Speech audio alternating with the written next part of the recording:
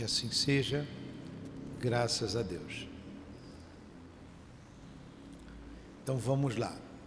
Vamos ver se vocês prestaram atenção. O que foi que eu acabei de ler aqui? Muito bem, sobre o perdão.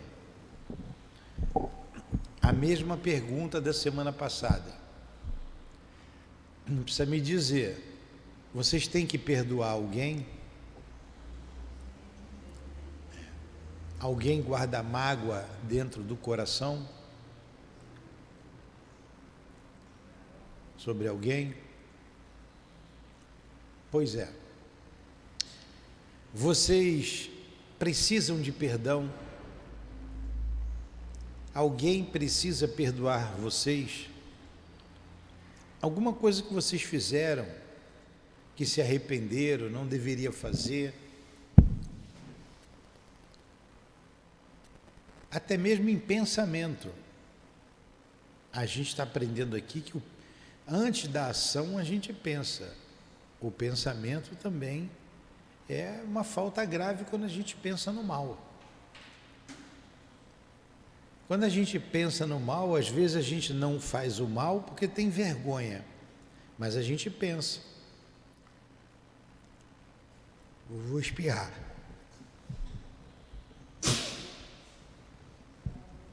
Obrigado. Aí eu penso assim, pô, bem que fulano podia morrer, né? Aquela coisa ruim não morre.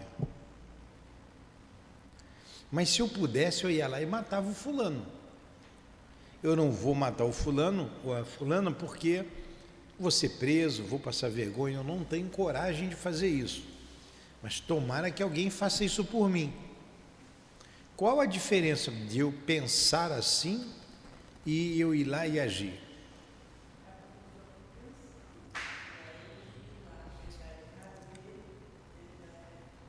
Pois é. Mas quando você pensa muito, pensa com veemência, você cria, porque o pensamento é criador, você cria. Às vezes você cria uma animosidade com uma outra pessoa só porque você pensou mal dela, pensou mal. Então a gente tem que ir trabalhando desde já o pensamento. No mundo espiritual, nós já falamos, vamos relembrar. Como que funciona o diálogo? Aqui eu estou conversando com vocês, vocês estão ouvindo, vocês podem falar comigo, levantar o braço e falar a hora que vocês quiserem aqui. Mas no mundo espiritual não precisa da palavra articulada, é o pensamento. Um olha para o outro, sabe o que o outro está pensando, responde com o pensamento.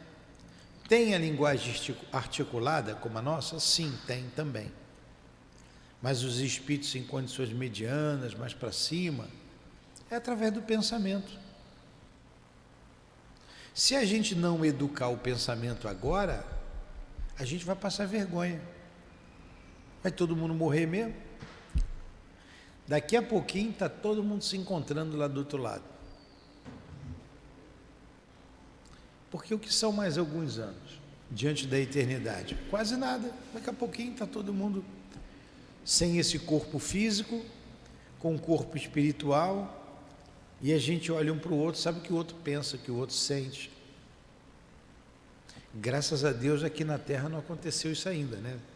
Senão a gente ia passar muita vergonha. Então, vai passar vergonha lá.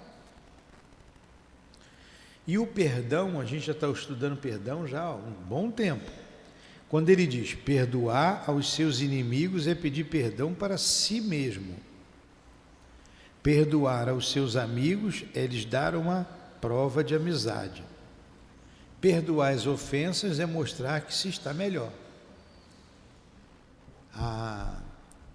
As duas vão e voltam, vai e volta. Me diz seu nome.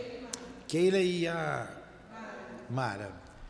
Keila e Mara já se bicaram, já estão sentadas uma do lado da outra, já se bicaram várias vezes, que eu já vi aqui, né? Viraram inimigas. Aí já estão juntas. O que ele falou aqui, ó? Perdoar os seus inimigos é pedir perdão para si mesmo. E perdoar os seus amigos é dar uma prova de amizade. Às vezes a gente se aborrece mesmo, em casa, com o marido, com a mulher, com o filho. Aí eu vou condenar para sempre, vou achar que eu estou sempre certo. Todo mundo erra, nós erramos. Agora, perdoar o inimigo é mais difícil, mas a gente precisa não guardar mágoa. Perdoar o inimigo não é levar o inimigo para dentro da tua casa, é você não guardar mágoa. Ó, aqui a gente tem um centro espírita, a gente trabalha a doutrina espírita, a obra social, vocês sabem, mas também tem funcionário, tem a parte da empresa. Alguns já passaram por aqui, alguns saíram, alguns botar na justiça. Do meu ponto de vista é injusto o que a pessoa faz, mas o que eu posso fazer? Vou ficar com raiva da pessoa? Não. Estou sentido com raiva? Não posso fazer isso. Vida que segue. Cada um tem a sua consciência e vai responder pelos atos. Se a gente responde pelo que a gente pensa, imagine pelo que a gente faz. Então a gente deve desde já cuidar do pensamento. Aí ele diz aqui: perdoai, pois, meus amigos, a fim de que Deus vos perdoe. Porque se fordes duros, exigentes, inflexíveis, se usardes de rigor, mesmo para uma leve ofensa, como podeis querer que Deus esqueça de que cada dia tendes mais necessidade de indulgência? E a gente vê Jesus dando sempre o exemplo. Imagine vocês sendo torturados, presos e vão morrer. Vocês vão morrer perdoando ou vão morrer odiando? Amarro vocês, eu sou o algoz, espeto, já prendi vocês injustamente. Quer saber? Vou acabar com essa dor de vocês, vou matar vocês de uma vez. Vocês vão me perdoar? Perdoa, Senhor Newton. Mas Jesus passou por isso e perdoou, e pediu a Deus: perdoa, Pai, porque eles não sabem o que fazem. Perdoa, porque eles são ignorantes. Porque eles estão na verdade me fazendo sofrer, mas no fundo estão fazendo sofrer a eles mesmos, porque amanhã eles vão passar por isso. Então olha a compreensão de Jesus. Isso é misericórdia, isso é indulgência. Pedir pelo inimigo. E na verdade para aqueles algozes, Jesus era um inimigo. Se Jesus é um modelo, a gente tem que seguir o modelo. Perdoar. Perdoar sempre. Olha, nome toda hora, até o da minha filha, estou ficando velho. Como é que é seu nome? Não, dela lá atrás. Alessandra. Alessandra, da Mara não esqueço mais, da Keila também não. Tem que ir lembrando. Dona Maria é fácil. Alessandra, você que falou aí, você tem alguma mágoa no coração de alguém? Tem, né? Há muito tempo? Há muito tempo.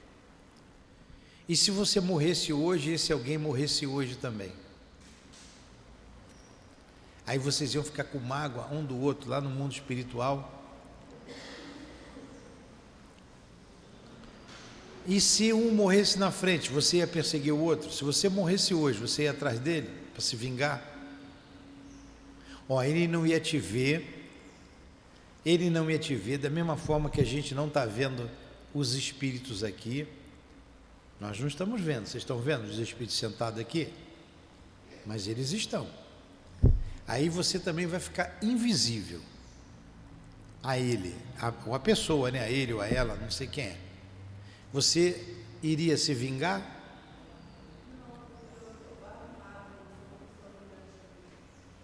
Você guarda a mágoa, mas eu não ouvi. Ah, mas não é vingativa. Mas olha só, a própria mágoa, o próprio sentimento vai atrair você para junto da pessoa. Automaticamente você vai para junto dela. Você vai lembrar dela. E se ela precisar de ajuda, você vai ajudar? Ajuda? Então, é isso que a gente tem que ter na cabeça, em mente. O ódio junta a pessoa. O amor liberta. O ódio junta. E como não existe a morte, um dia a gente tem que aprender a se perdoar e a se amar. Na oração do Pai Nosso, a gente aprendeu: perdoai as nossas ofensas, assim como nós perdoamos a quem nos tem ofendido. Então é algo para a gente guardar no coração. O amor é filho do amor, o perdão é filho do amor. Priscila, fala para a Linéia pegar as crianças lá, levar para a sala. Ela vai levar as crianças lá para a sala, os 3 aí. Tá? Deus, ó, vamos lá. Como é que a gente quer que Deus esqueça as nossas ofensas se a gente não esquece as ofensas dos outros com relação a nós? Infeliz aquele que diz: eu nunca perdoarei, pois que pronuncia a sua própria condenação. Como que eu nunca vou perdoar se eu preciso de perdão também? Se eu não sou uma pessoa certinha, nós somos imperfeitos. Tem que perdoar, tem que compreender o outro. É o que a gente sempre diz. As crianças cresceram, hein? Vocês cresceram, os 3 aí. Vimos os 3 na barriga, né? Agora tem que dar continuidade no centro, na evangelização, para eles serem pessoas de bem. Vocês estão vendo como é que está a comunidade. Está difícil. Está difícil. Então, a evangelização é fundamental para que a gente não se desvie, para que essas crianças não se desviem. A gente não sabe quem são esses espíritos. São pequenininhos agora, a gente tolera muita coisa, mas vão fazer 14, 15, 16 anos, vão ser adultos. Quais as tendências que eles têm? Nós não sabemos. Então nós temos que educar, evangelizar continuamente. Então, essa chorona aí, como é que é o nome dela? Só vivia chorando. Eloá. Eloá é a mais chorona que eu já vi aqui, só vivia chorando. Né? Tá uma mocinha agora. A Eloá faz uma malcriação. Vocês vão ficar com raiva da Eloá? Mas na hora a gente passa, né? Isso passa. A gente não guarda mágoa, não vai guardar mágoa de um filho, porque o filho fez uma malcriação. Aqui, Elinéia, a Eloá, os 3. Luiz, vai lá com a Elinéia. Lá vai ser melhor.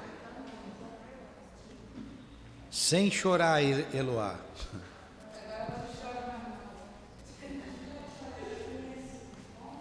Então vocês vejam, a gente não vai guardar mágoa de uma criança.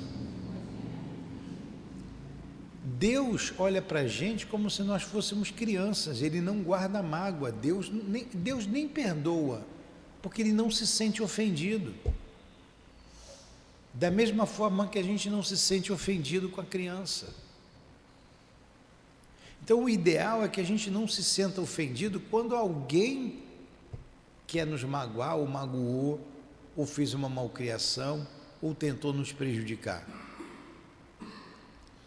Até porque nós estudamos aqui, já temos certeza ao longo dos anos, dos estudos que vocês estão aqui conosco,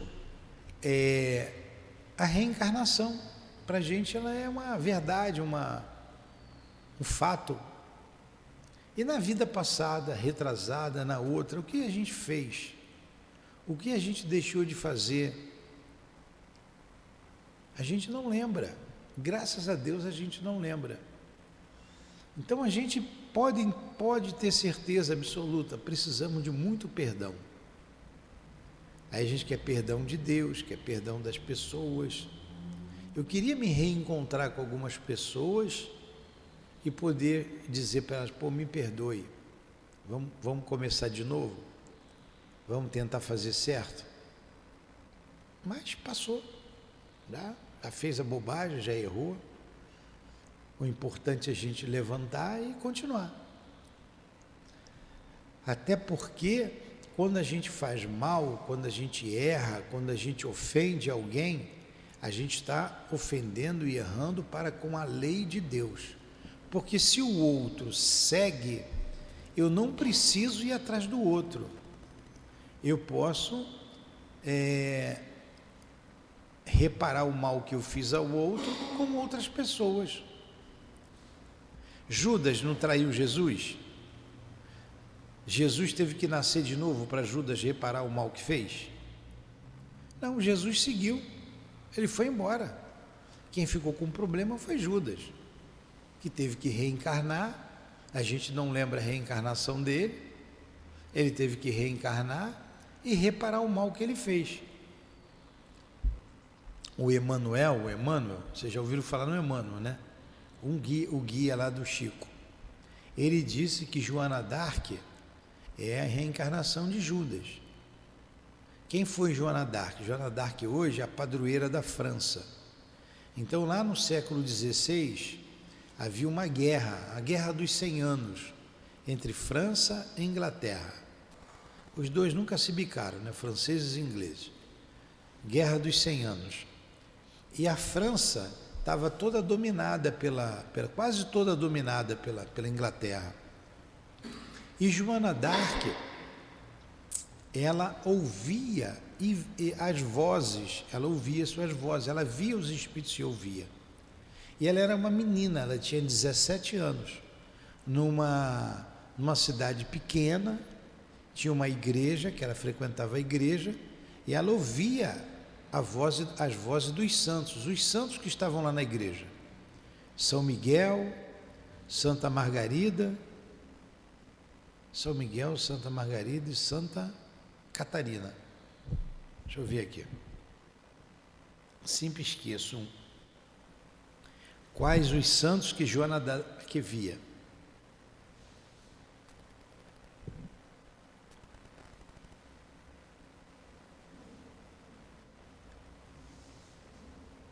Olha, eu estou sem meu óculos aqui, é difícil, eu não consigo ler.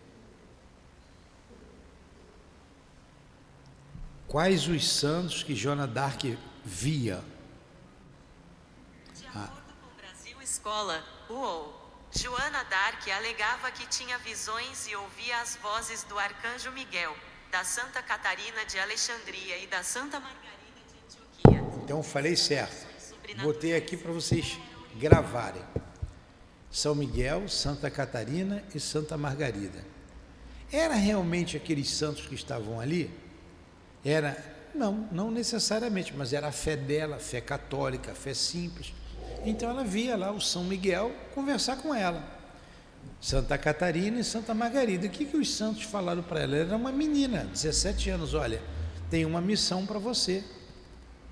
Você vai expulsar os ingleses do território francês. Você vai para a batalha.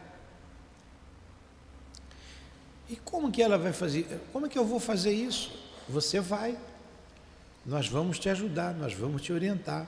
Vai até o rei vai te receber. Era o rei, eu acho que Luís VII. Não, Carlos VII. Deixa eu perguntar aqui também. Aqui sabe tudo, né? Carlos VII, tá certo. Carlos VII.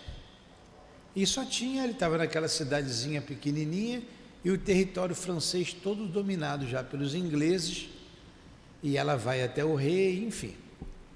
Aí o rei a recebe, já sabia que ela chegaria lá. E ela pega lá, oferece a ela uma tropa. Agora você vê, o exército naquela época era composto de bandidos, de gente do mal. E ela, uma menina, uma virgem, ela cortou o cabelo, se armou e foi para as batalhas, foi vencendo batalha por batalha, batalha por batalha. E devolveu ao Carlos VII a França, expulsa pelos ingleses, expulsou os ingleses dali. Os ingleses ficavam danados da vida com ela. Aí fizeram um acordo lá, a igreja fez um acordo, só olha, tudo bem, a gente sai daqui, a gente perdeu, a gente entrega, não vamos mais guerrear, mas eu quero Joana d'Arc. E Joana, olha só, ela foi amiga do rei e o rei foi omisso, não fez nada por ela. O próprio rei, os próprios compatriotas entregaram Joana d'Arc na mão dos ingleses. Ela foi traída. Ela libertou a França, isso na Idade Média, 1412 foi quando ela nasceu, e eu acho que essa batalha se deu em 1432, século XV. Ó, já tem aí o quê? Quase 500 anos, né? 400 e poucos anos. E a igreja então condenou ela à morte. Condenou ela a ser queimada viva. Ela foi acusada de herege, heresia. Tudo para eles era heresia. Não comungava como eles queriam. Era bruxa, foi queimada como bruxa, como herege. Heresia era tudo aquilo que era contra a igreja, que a igreja pregava. Tem uma pergunta que eles fazem a ela assim: como se vestem os teus santos? Como se vestem os teus santos? E Joana d'Arc deu uma resposta muito inteligente, dizendo assim: se ela responde que ela viu os santos vestidos com roupa comum do homem, ela ia ser condenada, porque estava colocando os santos no patamar igual dos homens. Aí queria ser queimada como heresia, como herege mesmo. E se ela dissesse que os santos estavam sem roupa, ela era uma libidinosa. Ela vê santos sem roupa, queima também. Igual na igreja ali, né? Queima. Acabaram queimando ela do mesmo jeito, né? Aí ela respondeu assim: você não sabe que Deus tem como vestir os seus santos? Deus tem como vestir os seus santos. Mas enfim, ela foi traída, entregue na mão dos ingleses, do clero, e foi queimada viva em praça pública. E o Emmanuel, como eu disse, um dos guias do Chico, disse o seguinte, que Joana d'Arc era a reencarnação de Judas Iscariotes. Olha só, ela veio, trabalhou por uma nação, reunificou uma nação e foi traída e morta. Jesus veio, trouxe a mensagem de amor, de esperança, falando da vida futura. Judas o traiu, né? E Judas falou para toda uma nação, para o mundo inteiro, porque até hoje a gente fala de Jesus. Judas, não compreendendo Jesus, o entregou aos sacerdotes e foi considerado como um traidor. Depois ele reencarna como Joana d'Arc, reunifica uma nação e é condenado à morte, é traído e condenado à morte de novo. Agora vocês vejam a lei de ação e reação. Como nós temos então que ser perdoado? Quem éramos nós há 1000 anos atrás? Há 10.000 anos atrás? Eu sempre vou bater na mesma tecla, repetir, porque vocês precisam compreender a reencarnação. Porque sem reencarnação não tem justiça. Não tem justiça de Deus. Porque é muita desigualdade. É muita desigualdade. Senão Deus não existe, Deus não é justo. Não tem muita desigualdade. Tem gente passando fome, passando frio.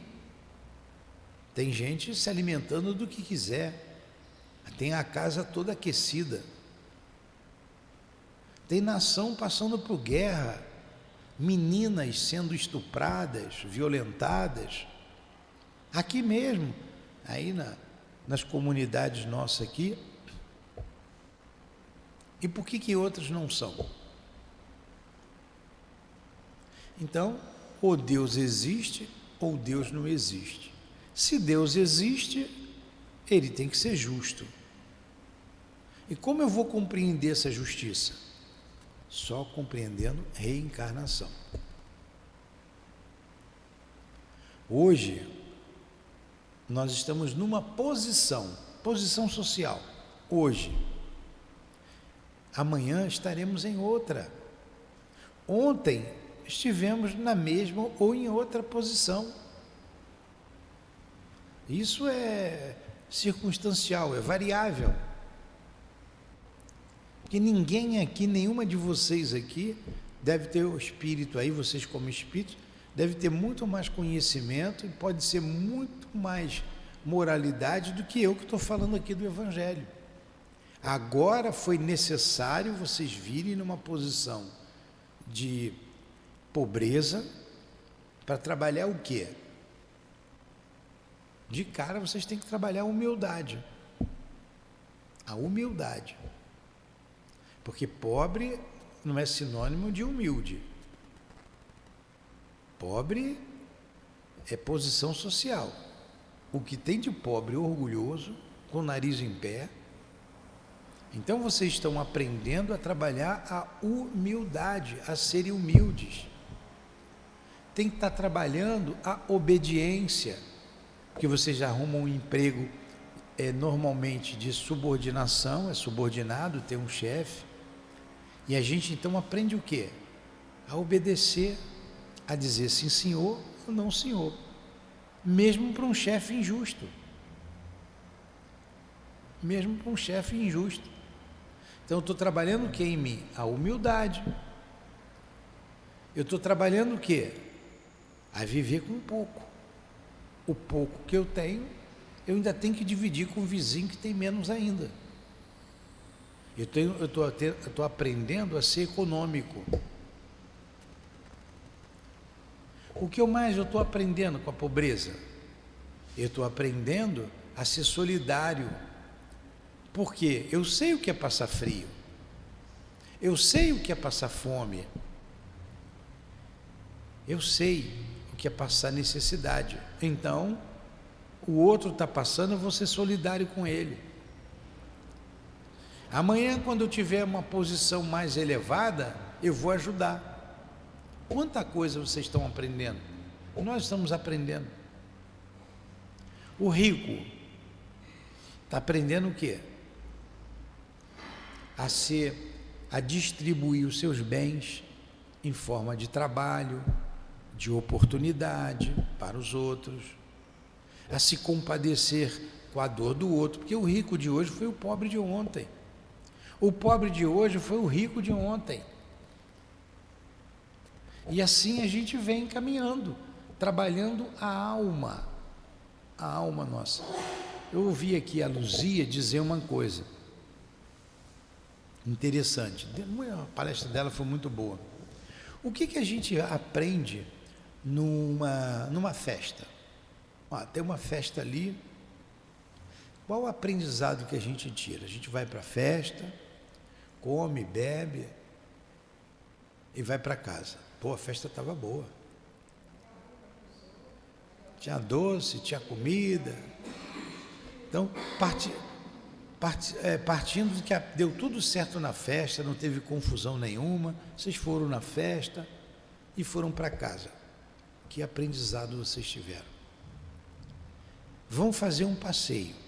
Não estou dizendo que a festa seja ruim, que a gente não deva ir, nem passear, né?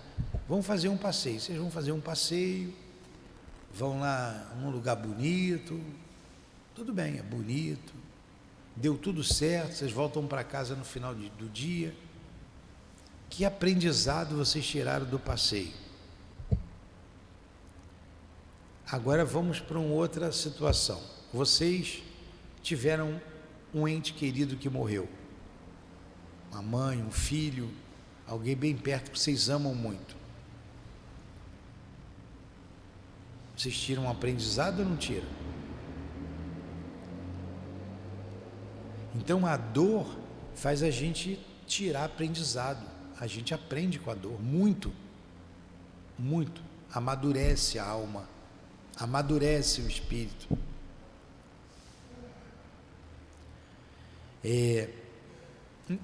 Então a posição de dor que vocês têm tira muito, muito aprendizado, amadurecimento. A dor faz isso com a gente. A dor conduz a gente para o caminho do bem, bota a gente no caminho do bem, novamente. Aí vocês lembram, aí vocês prestem, analisem, melhor dizendo, o que a gente está dizendo aqui. Nessas vidas todas passadas, de posições diferentes, será que a gente sempre fez o bem? Será que a gente sempre foi bonzinho, correto? Será que a gente nunca tirou proveito de nada em benefício próprio? Então a gente precisa de perdão, a gente pede perdão. Quando a gente reencarna num mundo de provas e expiações como o nosso, é porque a gente está devendo, e muito à lei de Deus. Todos nós aqui temos dívidas, todos nós pedimos perdão, nos comprometemos com o nosso anjo da guarda em sermos melhores. Então, a gente precisa aprender a perdoar também. Precisa aprender a perdoar. Nós somos diferentes, não somos iguais. Ninguém pensa igual. Então a gente tem que aprender a conviver com os diferentes, entender, compreender e perdoar sempre. Aí ele continua aqui. Priscila, a Dilane chegou, pede para ela meu óculos, está lá em cima. Por favor.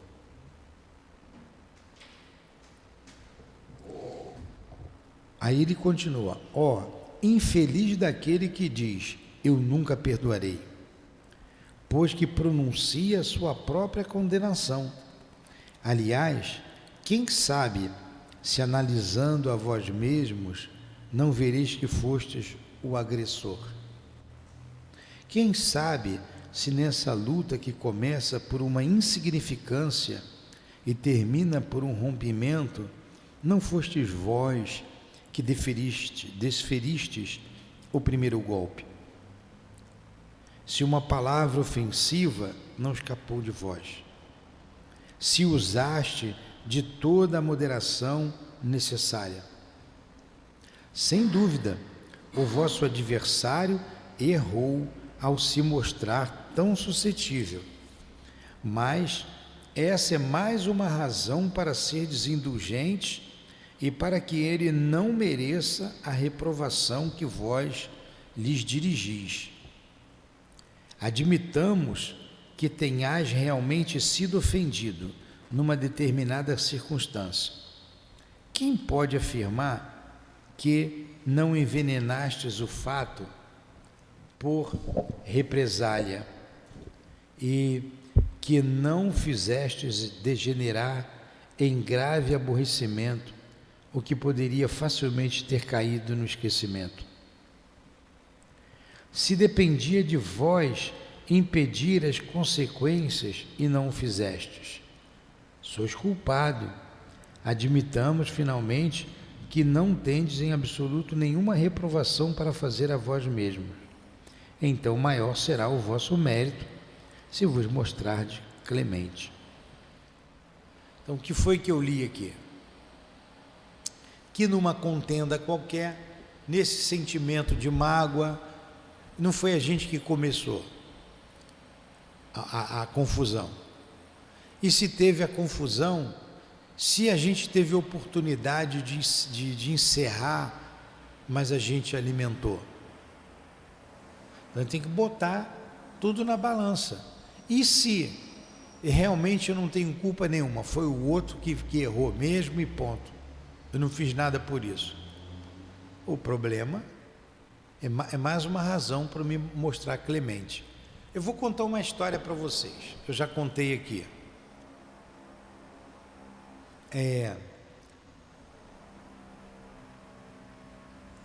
Obrigado.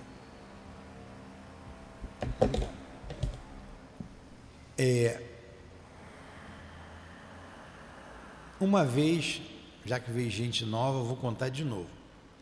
Teve um problema lá, uma garotada lá na rua que eu morava. Estava meu filho, estava meu sobrinho, tinha uns 8 anos, por aí. Briga de garoto lá, de criança, por causa de bola, por causa de pipa, sei lá. E eu cheguei do trabalho. Quando eu cheguei do trabalho, estava aquela confusão lá na rua. Aí eu botei o meu filho, meu sobrinho para dentro de casa. O outro, separei lá a confusão. Só que o garoto que estava no meio da confusão lá, caiu. Caiu, ele andou para trás, andou de ré e caiu sentado no chão. Mas não foi nada demais. Ele tropeçou nas próprias pernas lá e caiu. A mãe, lá de cima, veio, disse que eu bati no garoto. Eu nem toquei no garoto. Eu nem dei assunto. Aí veio a mãe, veio o irmão do garoto. Eu nem dei assunto. Entrei, eu tinha trabalho no centro, eu trabalhava na outra casa espírita. Estava uma confusão lá na rua. Fui embora, fui trabalhar. Quando eu voltei, a mãe do garoto tinha chamado lá a polícia, a Lourdinha pediu para entrar, conversou, enfim. Não satisfeita, a mãe foi no meu trabalho, lembra que eu contei isso para vocês? Foi no meu trabalho para tentar me prejudicar, foi no centro que eu trabalhava, vim ver o que você faz aqui. Eu falei, essa mulher está doida. Ela me perseguiu. Foi na delegacia, levou a criança a corpo de delito, estava a marca lá, aí foi na delegacia, deu queixa, levou testemunha, foram dois, uma vizinha que eu considerava que o filho dela sempre brincava com meu filho. Agora vocês vejam, a vizinha foi lá, testemunhou, duas vizinhas, que eu bati no garoto. E eu nem toquei no garoto. Eu nem toquei. Olha a confusão que deu. E a coisa foi rolando. Levou um tempo. 1 ano, 2 anos. Enfim, eu não tinha feito nada. Não fiz nada. Aí um dia eu resolvi falar com a mãe do garoto. Passados uns 2 anos, aquele negócio não parava. Eu falei, olha senhora, a senhora sabe, ele já estava um pouquinho maiorzinho. Uns 3 anos depois, olha quanto tempo isso rendeu. Fui chamado na delegacia, eu falei, putz, vi até os vizinhos lá, a pessoa que eu considerava, porque na delegacia a pessoa que chamou lá era meu amigo. Ele, ô Nilton, você por aqui, aí me mostrou tudo. Eu falei, poxa, eu fui na casa dela e falei, tive que falar com ela, olha, a senhora me desculpe, se a senhora se sentiu ofendida, mas eu não fiz nada com seu filho, ele está aqui, ó. Ele sabe disso. E você que acha que eu bati em você, você sabe que nada aconteceu, mas se você está ofendido, você me desculpe também. Vamos encerrar esse caso?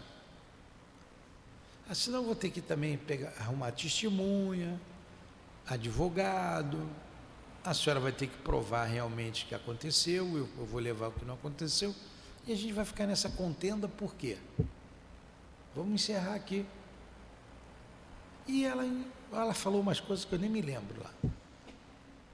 Ela tinha umas mágoas dentro dela, mas que eu nunca, só cumprimentava, não sabia nem o que era. Pronto, encerrou ali, encerrou. No centro espírita, lá que eu trabalhava, através do altivo, o espírito falou assim para mim. Eu falei para o espírito, eu escrevi a carta, e dizendo, olha, eu não fiz nada. Por que tudo isso? Aí o espírito respondeu, você não fez nada. Você não tocou no garoto ali.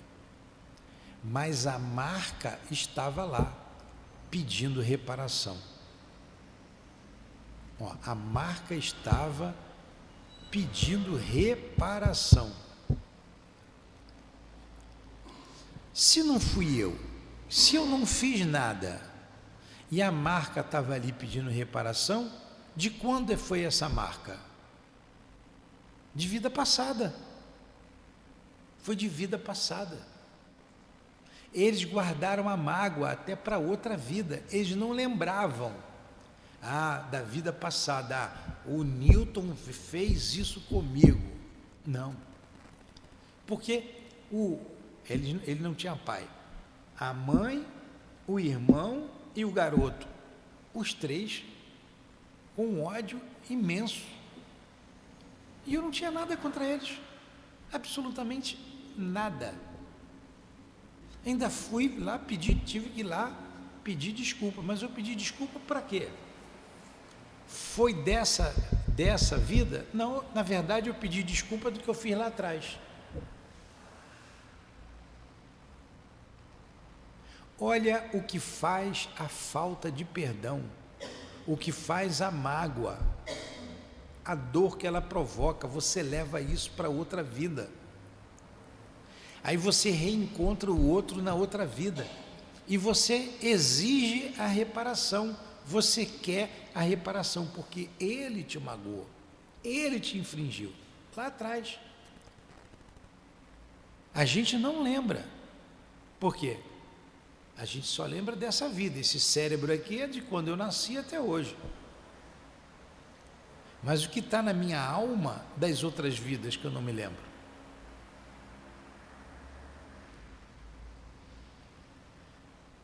Vocês entenderam por que a gente tem que perdoar sempre? Passados uns meses depois, o mais velho lá, já estava grandinho, eu estava limpando meu carro lá na rua, ele veio por trás, eu nem vi, tocou no meu ombro e esticou a mão para mim, apertou a minha mão e disse assim, ó, o que o senhor fez, quem tem que pedir desculpa somos nós. Eu venho pedir desculpa para o senhor. O senhor não bateu no meu irmão e o senhor foi na minha casa pedir perdão, pedir desculpa. Eu é que peço desculpa. Olha aí. Anos depois, já estava morando aqui, mais de 10 anos depois. Mais de 15 anos. Bem depois, mais de 15 anos depois. Eu passei ali no shopping ali, nesse shopping daqui, da Barra. Tá o garoto lá, para mim continuava um garoto, né? Que disse que eu bati nele. Estava ali trabalhando numa loja. Aí eu passei, ele, ô seu Nilton, tudo bem? Eu falei, opa, tudo bem. Apertei a mão dele. Acabou. Mas se eu sou grosseiro, se eu resolvo me vingar, se eu digo que eu não fiz nada, vou botar para frente. Eu podia fazer isso. Não teria resolvido o problema. Não teria. Agora, o nosso orgulho deixa a gente pedir desculpas. Quem tem orgulho não faz isso. Eu ouço às vezes a pessoa dizer assim, eu tenho o meu orgulho, não é?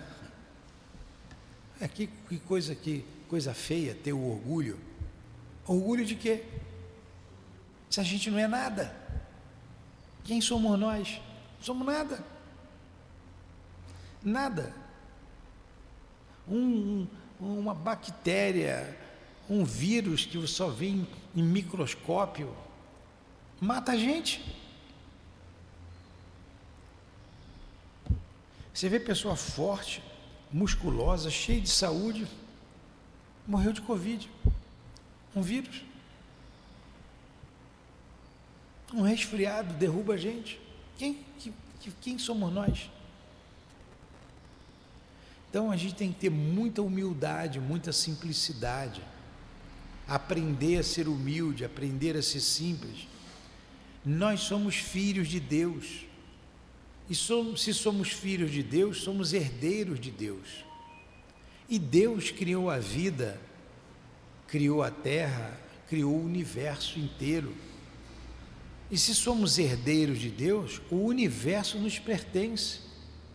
Às vezes a pessoa briga por causa de um apartamento, por causa de um pedaço de terra, por uma coisa tão pequena. E, no entanto, ele é dono do universo. Para que você vai brigar por um pedacinho de terra? A gente vê famílias, morre lá o pai ou a mãe, brigando por causa da casa, brigando por causa dos bens que ficam, que o defunto deixou. O defunto deixou, não é mais dele. E você que está brigando vai deixar também. Vai deixar. Outro vai morar na casa que você morou, outro vai comer no prato que você comeu, no garfo. Se a roupa ficou boa, outro vai usar a roupa que você usou. Para que tanto apego?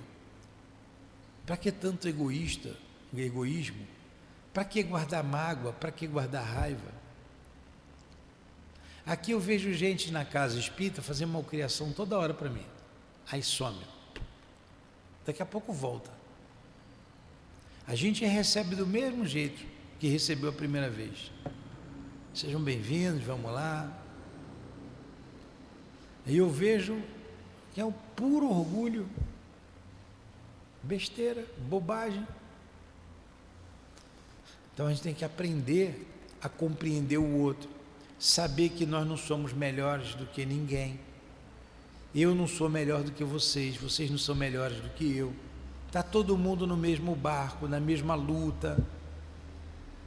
Todo mundo tem problema, todo mundo tem dificuldade, o rico, o pobre, o preto, o branco, todo mundo, o homo, o hétero, todo mundo tem problema, tem dificuldade.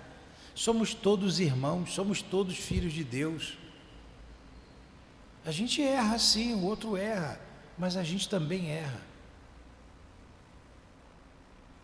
E só assim a gente vai conseguir sair de uma terra tão complicada, de tanta diferença, tanta dor, tanta lágrima, para um mundo melhor, um mundo mais feliz, ou transformar a terra num mundo feliz. A gente acha que Deus vai jogar um raio, destruir todo mundo e a gente vai ficar bem aqui, vai acabar com o mal. Se Deus jogar um raio para acabar com o mal, a gente está dentro também, né? Vai atingir a gente. A terra só vai melhorar quando a gente melhorar. Adianta pegar um porco do chiqueiro ali do César Maia e levar o porco do chiqueiro para um condomínio de luxo? Vai ser sempre porco, né? Vai fazer porcaria. Você pega o porco que está ali, eu vou ali no César Maia, ali por trás daquela rua que entra ali à direita, não tem aquela rua antes? Tem sempre uns porcos ali, né? Tudo andando na rua ali. Naquela imundície ali. Se eu pegar aqueles porcos, vou prender todos eles, vou levar lá para o condomínio Santa Mônica, deixar lá, pegar uma piscina de água limpinha, botar para eles lá. Em vez de um coxo, eu vou botar um prato de porcelana para eles comerem. Eles vão deixar de ser porco? Eles vão quebrar o prato de porcelana, daqui a pouco a água limpa está suja, e se o porco for educado, se você educar, você tem que educar, limpar. Às vezes a gente se comporta igual porco. Se a gente não mudar a nossa maneira de ser, de sentir, a gente pode morar em Paris, pode morar em Roma, pode morar aonde for, ir para a Austrália, para o Japão, ou ficar aqui no Brasil mesmo, em São Paulo, na Bahia. Se a gente não mudar, vamos ser os mesmos porcos aqui, lá e acolá. É igual porco. Então a gente tem que mudar a nossa maneira de ser, de pensar, de sentir, de não guardar mágoa. Tem um escritor, ele fala muito, muito simples, muito fácil. Ele é um palestrante espírita. Vocês sabem que nome para mim é danado de guardar. Mas vou contar a história, não sei o nome dele não, esqueci. Mas quem está em casa nos ouvindo e conhece vai lembrar. Então ele conta lá uma historinha do óculos, é título assim, óculos escuros. Ele disse que chegou uma pessoa numa cidade, aquela cidade de mudança, e na porta da cidade, na entrada da cidade, tinha um homem parado. E a pessoa chegou lá, naquela cidade, mudando para lá, e perguntou para o homem assim: como é essa cidade? É uma cidade boa, feliz? Como é que é essa cidade? Estou chegando hoje de mudança e vou morar aqui. Como são as pessoas aqui? E o homem falou assim para ela: como era a cidade que você morava? E a pessoa diz: as pessoas lá eram egoístas, cada um cuidava de si, a cidade era muito feia, eu me aborrecia muito com as pessoas, vivia me aborrecendo, os hospitais lá eram sempre precários, eu não saí de lá porque eu não aguentava mais aquela cidade.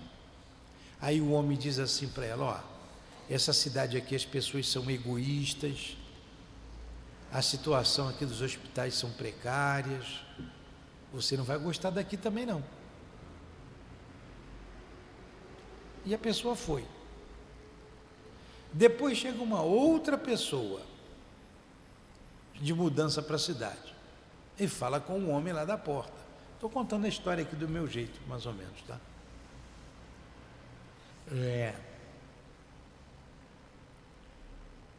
Estou chegando hoje aqui, estou vindo de outra cidade.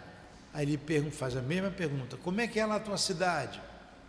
Ah, minha cidade era muito boa, as pessoas eram felizes, eu falava com todo mundo, eu tinha muitas amizades, é uma cidade muito boa, eu tive que vim para cá por causa de trabalho, e tudo lá funcionava, uma cidade muito tranquila. Aí o homem diz para ele assim: a cidade aqui é muito boa, muito tranquila, aqui todo mundo fala com todo mundo, rapidamente você vai se entrosar com as pessoas, você vai ser feliz aqui.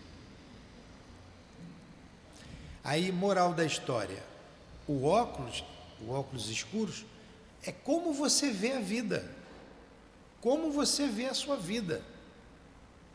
Não adianta você mudar de uma cidade para outra se você não muda sua maneira de pensar, sua maneira de sentir.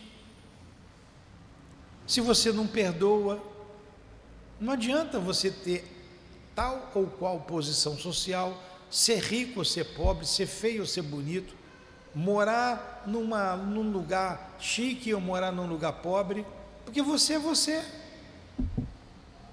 Você vai ter o mesmo comportamento do porco se não mudar a maneira de pensar. E o que a gente faz aqui na casa espírita?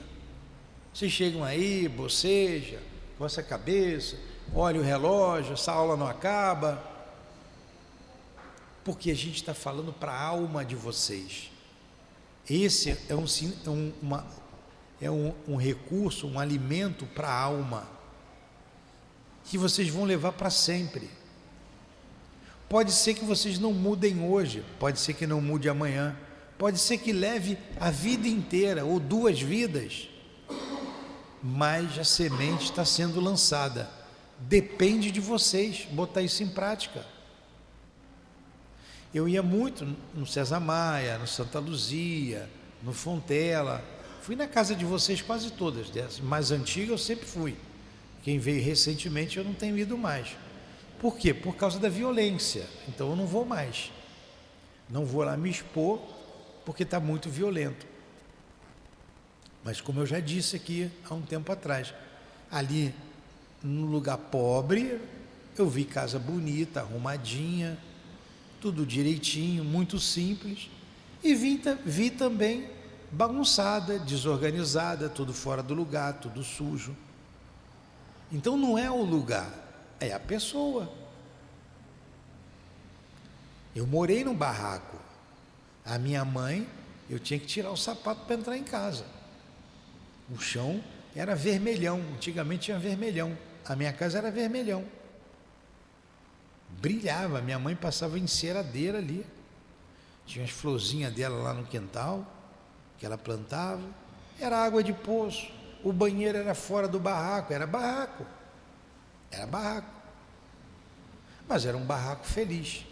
Eu e mais 3 irmãos, éramos 4. Meu pai era pobre. A minha mãe se virava, costurava, fazia bala, fazia doce, fazia bolo, confeitava bolo, para ajudar.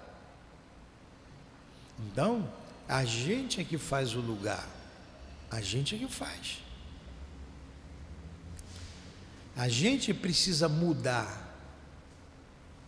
Aquela música da Gabriela, eu nasci assim, eu sou sempre assim. Gabriela, aquilo ali é a síndrome de Gabriela. Aquilo é para quem é burro. A gente muda, a gente tem que mudar. Eu nasci assim, mas eu não vou ser sempre assim. Eu posso mudar. Se eu quiser, eu mudo. E eu devo mudar.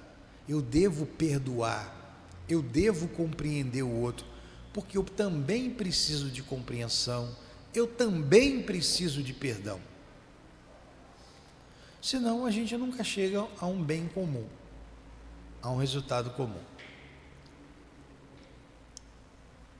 Ó, vocês falam muito, não deixaram eu falar, acabou o tempo. São 9h15, a gente começou 8h15, não foi? 8h40? Não, 8h15. Foi 8h15 que a gente começou. 9h15. Deixa eu só acabar de ler aqui e a gente reza para terminar, tá? Alguém quer perguntar alguma coisa? Querem falar alguma coisa? Ó, há, porém, 2 maneiras bem distintas de se perdoar: o perdão dos lábios e o perdão do coração. Muitas pessoas falam referindo-se ao seu adversário. Eu o perdoo, enquanto que interiormente experimentam um secreto prazer pelo mal que lhe possa acontecer, dizendo para si mesmo que ele só tem o que merece. Quantos também dizem, eu perdoo, e acrescentam, mas jamais me reconciliarei. Não quero revê-lo mais na minha vida. O que ele está dizendo aqui? Aquele que diz assim, eu perdoo, mas se ele vir numa calçada, eu passo para outra. Não tem gente que diz assim? Olha lá o que aconteceu com ele, está vendo? Deus castiga, né? Se deu mal. Não é isso? Eu não pude fazer, mas eu não gosto do camarada, mas quando ele sofre, eu fico feliz. Eu não tive a coragem de fazê-lo sofrer, mas se ele sofrer, eu fico feliz, fico bem. Está vendo? Se deu mal.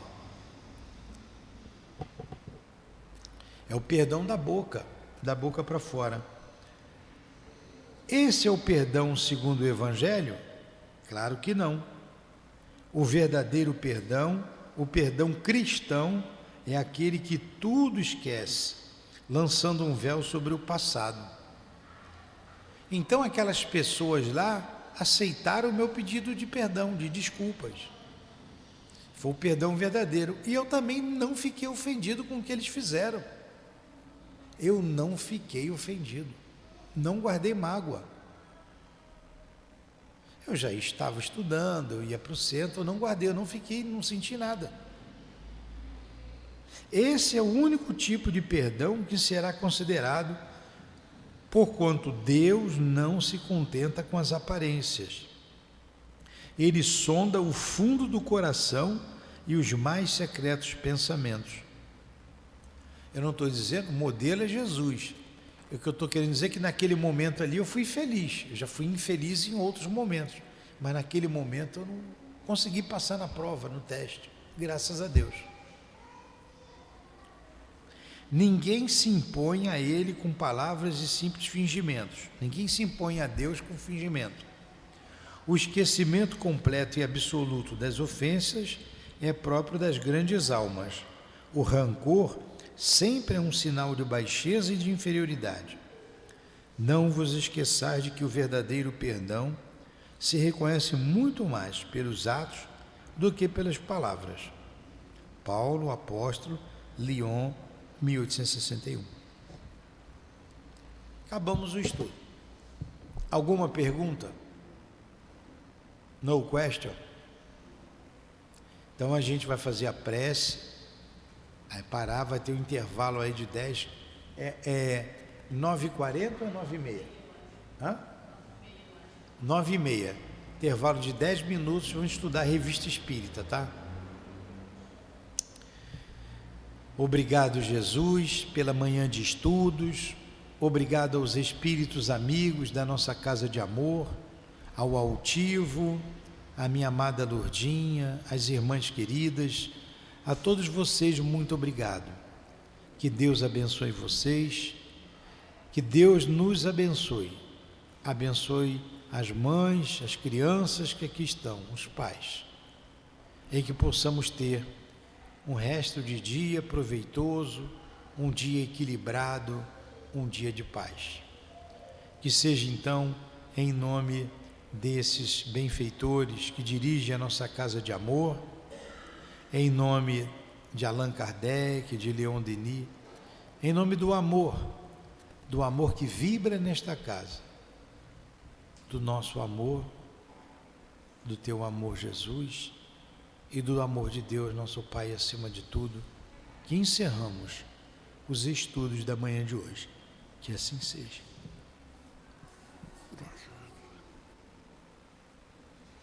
CEAP, Centro Espírita Altivo Panfiro.